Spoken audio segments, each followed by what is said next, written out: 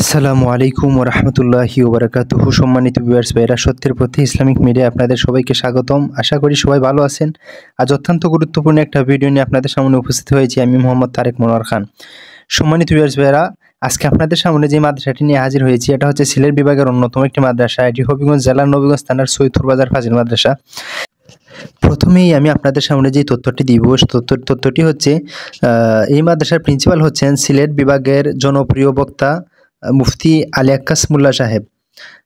উনি খুবই দক্ষ এবং একজন শিক্ষক। সারা সিলেট বিভাগের মধ্যে উনি পরিচিত এবং হবিগঞ্জ জেলায় বারবার উনি স্বনামধন্য টিচারের পুরস্কার পেয়েছেন। এবং আপনাদের কাছে আরও যে তথ্যটা, মাদ্রাসার বাহিরের পরিবেশ দেখতে যেরকম, ভিতরের পরিবেশটা সত্যি তার চেয়ে অসাধারণ। মাদ্রাসার মধ্যে কিছু বিল্ডিং মেরামতের কাজ চলতেছে, তারপরও মাদ্রাসার পরিবেশটা যদি আপনারা ভালোভাবে দেখেন, এই যে মাদ্রাসার এটা হচ্ছে মসজিদের ভিতরে এটা হচ্ছে নিচতলা, 3 তলা বিশিষ্ট মসজিদ। নিচতলায় ছাত্রদের জন্য নামাজের ব্যবস্থা এবং এই মসজিদের উপরের তলায় 2য় তলায় মহিলাদের নামাজের ব্যবস্থা, মেয়েদের নামাজের ব্যবস্থা আছে। এবং একই মসজিদের 3য় তলার উপরে হিফজ শাখা আছে, যেখানে 50+ ছাত্র, প্রত্যেকজন ছাত্রের জন্য আলাদা আলাদা 50টিরও বেশি সিট রয়েছে থাকার জন্য। যেই সুযোগ সুবিধা সিলেট বিভাগের আর কোথাও নাই। আমি এর আগে হিফজ বিভাগের একটা ভিডিও করেছিলাম, আপনারা অবশ্যই দেখেছেন। তো সম্মানিত ভিউয়ার্স ভাইরা, আমি যেই কারণে এই মাদ্রাসাটিকে প্রাধান্য দিই, এই মাদ্রাসার চতুর্দিকে দেওয়াল ফেরানো রয়েছে। মাদ্রাসার মধ্যে যখনই ছাত্ররা প্রবেশ করার পর ঘন্টা শুরু হওয়া মাত্রই মাদ্রাসার গেট লাগানো হয়, তালাবদ্ধ হয়ে যায়। তখন আর কোনো ছাত্র বাহিরে যেতে পারে না মাদ্রাসার শিক্ষকের অনুমতি ব্যতীত।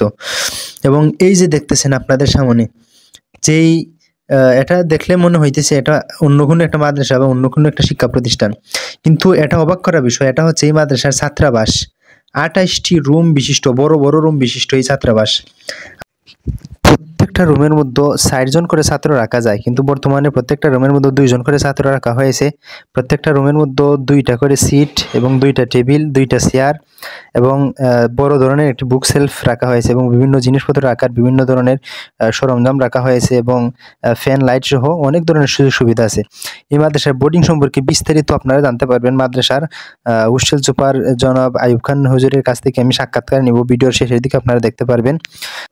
বিশেষ করে মাদ্রাসার ছাত্রাবাসের জন্য সারা সিলেট বিভাগের মধ্যে এই মাদ্রাসাটি পরিচিতি লাভ করেছে। এছাড়াও বোর্ডিংয়ের খাবারের মান খুবই ভালো।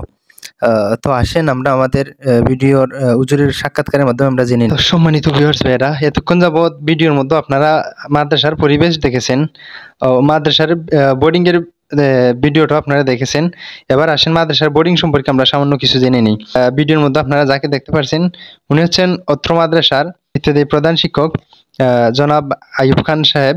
উনি এই মাদ্রাসার বোর্ডিং এর মধ্যে হোস্টেল সুপারের দায়িত্ব আছেন।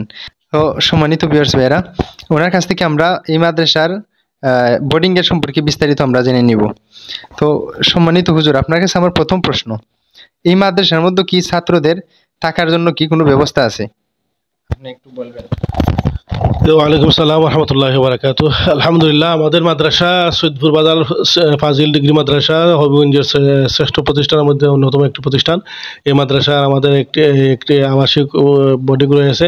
এই বোর্ডিংয়ের প্রায় 28টি রুম রয়েছে, নিচতলা এবং দোতলা মিলে।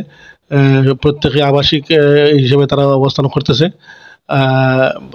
বোর্ডিংয়ের ছাত্র প্রায় 30 জনের মতো আছে। আর এই হিফ শাখা নিয়ে হিফ শাখার মধ্যে রয়েছে প্রায় 50 জন ছাত্র।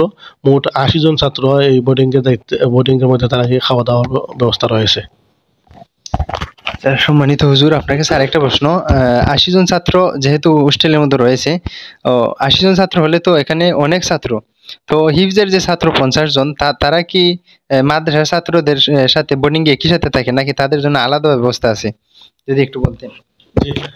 অবশ্যই আলাদা ব্যবস্থা রয়েছে। যারা হিফজ শাখার তারা অবস্থান করতেছে, তারা এই মসজিদ সৈয়দপুর বাজার ফাজিল ডিগ্রি মাদ্রাসা নতুন মসজিদ হয়েছে, 3 তলা মসজিদ কমপ্লেক্স রয়েছে, 3 তলায় তারা অবস্থান করতেছে।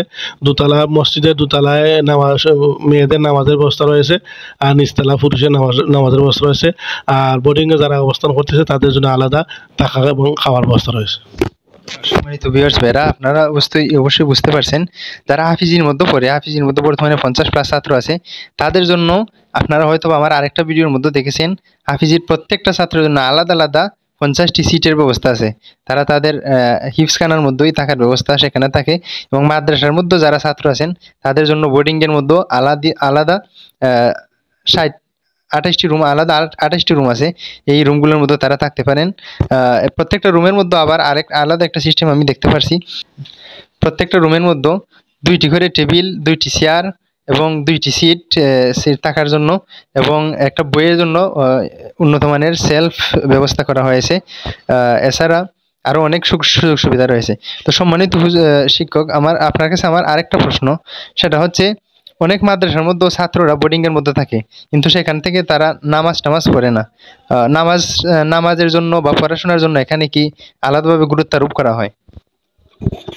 জি, অবশ্যই আমাদের এখানে যারা অবস্থান করতেছে তারা 5 ওয়াক্ত নামাজ জামাতের সাথে অবশ্যই পড়তে হবে। তারপর ফজরের পরে আমাদের এখানে আরেকটা বৈশিষ্ট্য হচ্ছে, ফজরের পরে সূরা ইয়াসিন তেলাওয়াত করতে হয় সম্মিলিতভাবে, মাগরিবের পরে সূরা ওয়াকিয়া তেলাওয়াত করতে হয় সম্মিলিতভাবে, এশার নামাজের পরে সূরা মুলক সম্মিলিতভাবে তেলাওয়াত করতে হয়। আর নামাজ অবশ্যই পড়তে হয়। নামাজের আযান পড়ার সাথে সাথে প্রত্যেকের দরজার সামনে প্রত্যেকেই আওয়াজ তুলে সলাত সলাত সলাত সলাত, এভাবে নামাজের শুরুটার সাথে সাথে সবাই নামাজে চলে যায়। এবং এখানে অবস্থান করতে হলে আমরা যখন নতুন ছাত্র যারা আসে, যখন ফর্ম পূরণ করে, তখন আমাদের প্রথমে বলে দেয় যে এখানে আসলে নামাজ অবশ্যই পড়া লাগবে এবং জামাতের সাথে নামাজ আদায় করতে হবে। সম্মানিত ভাইয়েরা, বুঝতে পারছেন এখানে নামাজের জন্য কতটুকু গুরুত্ব আরোপ করা হয়। আমরা যতটুকু জেনেছি, এখানে সন্ধ্যা থেকে শুরু করে রাত্র 11টা পর্যন্ত বাধ্যতামূলক পড়ালেখা করতে হয়। এর মধ্যখানে মাদ্রাসার সন্ধ্যা থেকে 11টা পর্যন্ত বা এর পরবর্তীতেও মাদ্রাসার যে সীমানায় আছে, এরিয়ার বাহিরে যাওয়ার কোনো সুযোগ সুবিধা নাই। যাইতে হলে যদি বাজারে বা কোনোখানে যেতে হয়, শিক্ষকের হোস্টেল সুপারের দায়িত্বে যিনি আছেন ওনার কাছ থেকে ছুটি নিয়ে যেতে হয়। তারপর হুজুরের কাছে আমার আরেকটা জিনিস জানার ছিল, এটা হচ্ছে এই হোস্টেলের মধ্যে খাবারের ব্যবস্থা কিরকম, যদি একটু বলতেন। জি, আলহামদুলিল্লাহ, খাবারের আমাদের এখানে সুব্যবস্থা রয়েছে। সপ্তাহে আমরা 2 দিন গরুর মাংস এবং খাসির মাংস আমরা দিয়ে থাকি, আর আরেকদিন আমরা মুরগির মাংস দিয়ে থাকি।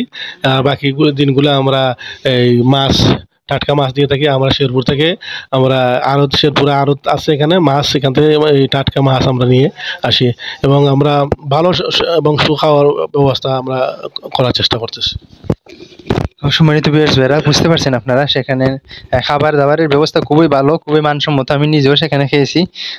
সত্যি সত্যি এখানে খাবারের ব্যবস্থা খুব ভালো, এবং আশ্চর্যের বিষয় হচ্ছে এখানে খাবারের জন্য অতিরিক্ত কোনো টাকা পয়সা নেওয়া হয় না, খুবই স্বল্প পরিমাণে খরচ নেওয়া হয়। টাকা খাওয়ার জন্য এখানে যে সুন্দর সুযোগ সুবিধা আছে, সিলেটে আমি নিজে যতটা মাদ্রাসা দেখেছি বা প্রতিষ্ঠান দেখেছি, প্রত্যেকটা হোস্টেলের মধ্যেও অতিরিক্ত খরচ নেওয়া হয়, কিন্তু এখানে অতিরিক্ত কোনো খরচ নাই, খুবই স্বল্প পরিমাণে খরচও নেওয়া হয়, এবং অত্র মাদ্রাসা শিক্ষকগণ খুবই অভিজ্ঞ।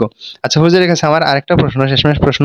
হুজুর, অনেক মাদ্রাসার মধ্যে দেখেছি মাদ্রাসার ভিতরের পরিবেশ খুবই সুন্দর, কিন্তু জোহরের নামাজের সময় হলে ছাত্ররা পালিয়ে যায়, নিয়মিত ক্লাস করে না, ক্লাসের প্রতি গুরুত্ব আরোপ দেওয়া হয় না, অভিজ্ঞ টিচার নাই। তো এরকম কি কোনো অসুবিধা মাদ্রাসার মধ্যে আছে, যদি আপনি একটু বলেন। আলহামদুলিল্লাহ, আমাদের মাদ্রাসার সৈয়দ বুরাদার ফাজিল ডিগ্রি মাদ্রাসার প্রিন্সিপাল মহোদয় জনাব আলী আকাসমুল্লাহ সাহেব, উনি অত্যন্ত দক্ষতার সাথে মাদ্রাসা পরিচালনা করতেছেন, এবং বিশেষ করে জোহরের সময় যাতে প্রত্যেকেই নামাজ জামাতের সাথে আদায় করতে পারে, এই জন্য উনি ভালো একটি ব্যবস্থা করেছেন। 3 তলা মসজিদ নির্মাণ করেছেন, 2 তলায় মেয়েদের নামাজের ব্যবস্থা রয়েছে, নিচতলায় পুরুষের নামাজের ব্যবস্থা রয়েছে, যাতে প্রত্যেকেই এখানে জামাতের সাথে নামাজ আদায় করে। এই জন্য আমাদের কর্তৃপক্ষ একটি ভালো একটা পদক্ষেপ নিয়েছেন। সম্মানিত ভাইয়েরা, এই মাদ্রাসার ইতিহাস সম্পর্কে আমি যতটুকু জানি, এখানে মাদ্রাসার চতুর্দিকে বাউন্ডারি ফেরানো হয়েছে।